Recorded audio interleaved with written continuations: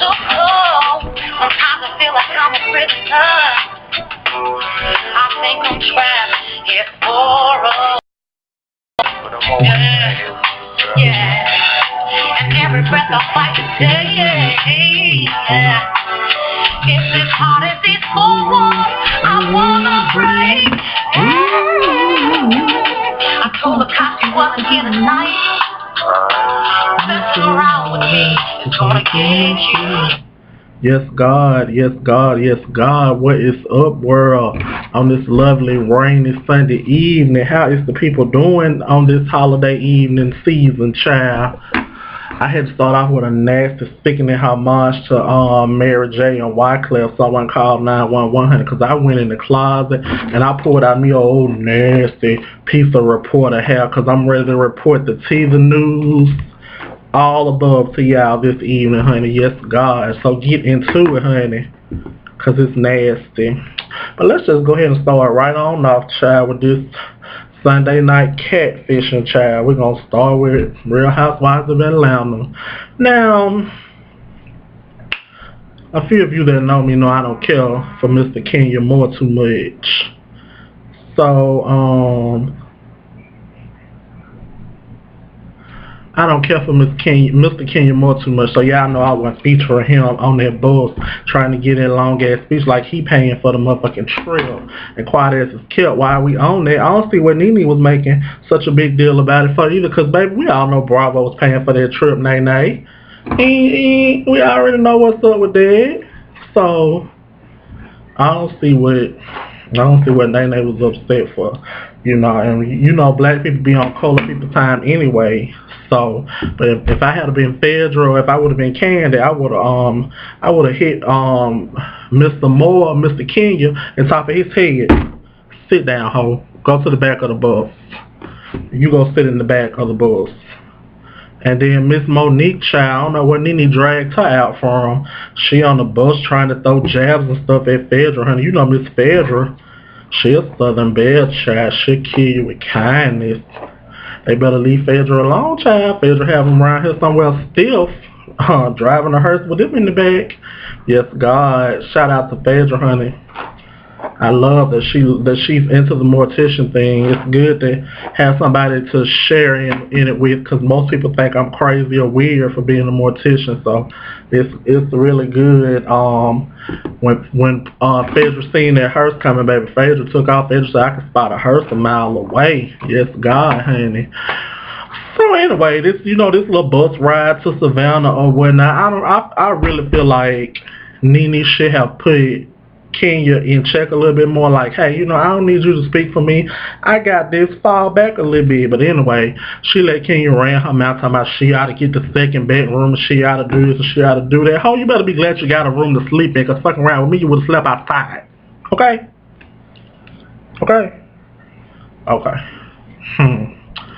Y'all better get Mr. Kenya. Y'all know I don't like that little boy.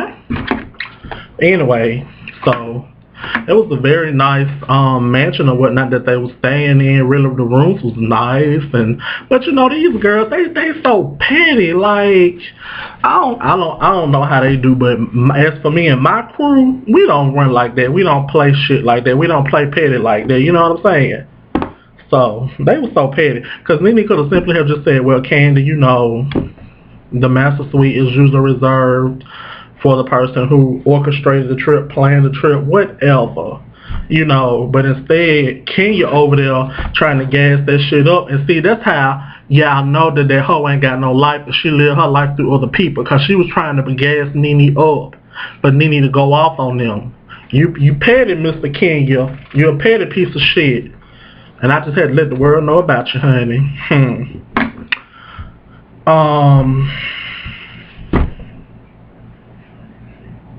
But yeah, she could have just simply said something to Candy, left it like that, and Candy feel like, well, she feel like, she got that old escape money, honey. So she feel like she come in and she just run everything, So I don't know. I'm kind of on the fence about that, you know what I'm saying? I don't know, so whatever. But Mr. Kenya need to find him something to do.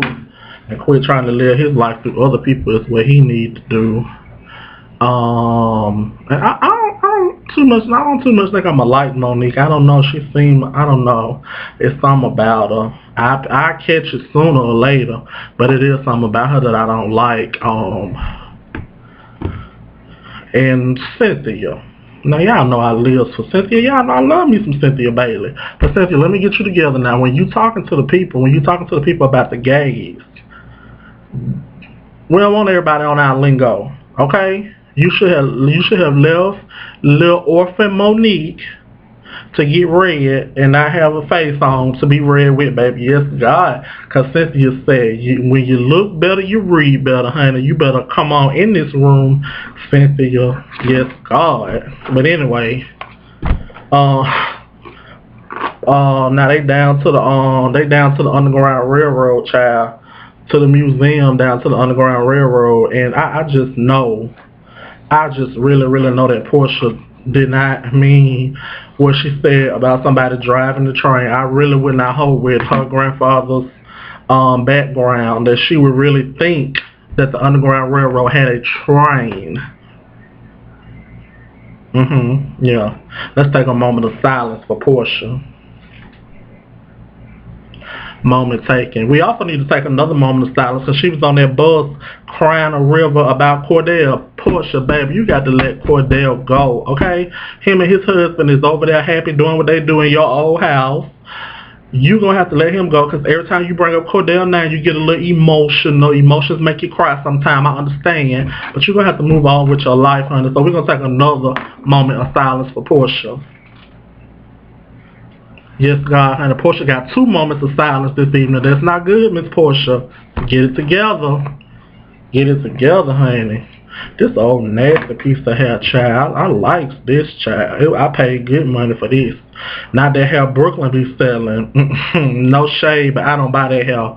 This the real deal, honey. I paid good money for this. But anyway, we gonna move on. So they was down there to the museum or whatever, and I just really feel like Portia should have kept her mouth shut. Like, I really, really wish that she would have kept her mouth shut. I'm sure her granddaddy is flipping over and over and over, twirling in his grave behind what she said. And I feel like Candy could have maybe pulled her to the side a little bit away until they got back in the bus, to kind of break it down to her. I don't know, but we have to look over Portia because it's all in her world. It's only 265 days in the year, so she may have very well missed the whole Underground Railroad thing. I'm just saying, honey, because it's only her world only consists of 265 days of the year. So, hey, I don't know, but baby, I was dead to the bed when Nene was in that church singing. Baby, come on, nay, sing us the old nasty hymn for the people. Yes, God, honey, because we need a healing, child. And then they go down to the little restaurant, and the shit gets started about Chuck and Candy, and then Chuck and Phaedra. And Monique, she really set herself up for that because she brought that up. Just like Candy said, she was not trying to bring that up or nothing like that. Monique brought it up and then brought it up and tried to throw shade when your husband obviously hadn't even told you the whole story, boo. Don't do that. That's not cute. Don't do that, Monique. Don't do that. But baby, Candy served her ass. Candy let her know. No, we didn't date not one time. We dated twice. But you only heard about one time. Same deal with Phaedra. They dated twice too. But you know what? Mr. Kenya is messy as fuck for sitting at that table trying to instigate that shit. That lets you know that he ain't shit and his life ain't shit sitting up there trying to instigate that shit like that. Bravo. Y'all need to do something about Mr. Kenya, because I'm getting fucking sick and tired of it. And if I have to come down to y'all office again, bravo. It's going to be some motherfucking office furniture moving. So y'all need to get that together. Okay, bravo? So don't make me have to pull up to y'all office, because it ain't going to be nothing nice. Okay? Okay. So anyway, after all that drama went on and Monique's face was on the floor, and she just didn't know what to say after Candy and Phaedra had double teamed her. She didn't know what the hell to say. Pick your face up, girl. That read don't look good on you. It's obvious you need to go back home and talk to your man. I can't believe Mama Joyce liked somebody here. Why you ain't married Chuck, Candy? I tweeted you too. You know you could have tweeted me back. You seen my tweet, Candy. I know you still mad with me for reading your mama for the last couple of weeks, but we still cool though, girl. You can still tweet a nigga back. But anywho, yeah. So I don't know, child. I really don't know. But this episode, it was giving me a lot of what I needed. It was rather juicy. You know, it gave me what I needed. We'll see where it goes from here. You know, everything gonna be out in the open, so it's gonna be interesting to see where Monique and Chuck relationship go. You know, when they get back to Atlanta or whatnot, that's gonna be very interesting. But child, we're gonna move on to Thicker Than Water, but we ain't even gonna stay on Thicker Than Water that long, cause y'all already know how I feel about the tankers, child. But Benji and Brooklyn is on that hard white. Now y'all can believe and listen to what y'all want to believe and listen to, but the streets always tell Junior what's going on, and the streets told Junior that Brooklyn and Benji be on that hard white. Now, what I need Ben and Jules to do is to take Benji to the barbershop, get him a haircut, take Jewel over to the salon to let her get her a new piece of weave, because for her to have so much money, her weave always dry as hell. Boy, I got a whole bunch of wigs shining there. If that's what you need, just let me know. I mean, it's sad that your daughter, stepdaughter, or whatever sell hair, and you walking around here with some hair on that you done had on, you done recycled for 7 years. That's not cute. Millionaires don't do that, Jewel. That's not cute. No, God. There's no good found in that. Holy Ghost.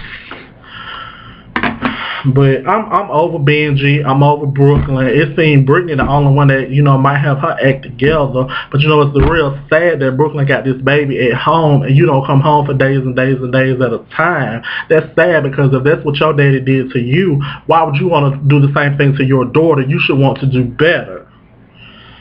I don't know, child. I don't know. But Ben and Jewel need to put Benji and his girlfriend out, need to put Brooklyn ass out. The grandbaby can stay. Put Brooklyn ass out and go get Jules some new hair and do what they do and call it a day.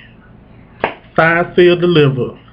Because I'm about done with the tankers, honey. But anyway, I'm finna go ahead and wrap this up. I gotta go get it cut in a nasty Bob style tomorrow for the holidays. I know I gotta be starving when St. Nick comes, so I'm finna go tie this up till in the morning, and I'll holler at y'all later. Bye.